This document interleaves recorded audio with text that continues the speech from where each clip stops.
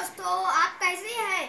आज हम एक नए टॉपिक के साथ आपसे मिल रहे हैं। आज हम उर्दू ग्रामर सीखेंगे। उर्दू सीखे खुशी खुशी के जरिए आज हम मुज़क्कर मुअन्नस की तारीफ और उसकी कुछ मिसालें आपको बताने जा रहे हैं। क्या आप तैयार हैं?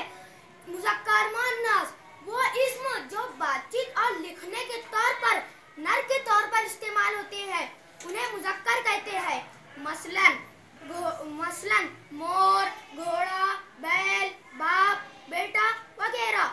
मुअन्नस वो इस्म जो बातचीत और लिखने के तौर पर मादा के तौर पर इस्तेमाल होते हैं, उन्हें मुअन्नस कहते हैं।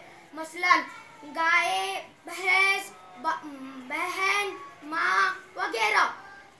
तो हम आपको मुज़क्कर और मुअन्नस की कुछ मिसालें बताने जा रहे हैं। हाथी मुज़क्कर है, हथनी मुअन्नस है, और बैल मुज़क्कर है, गाय मुअन्नस है, और मुर्गी मुज़क्कर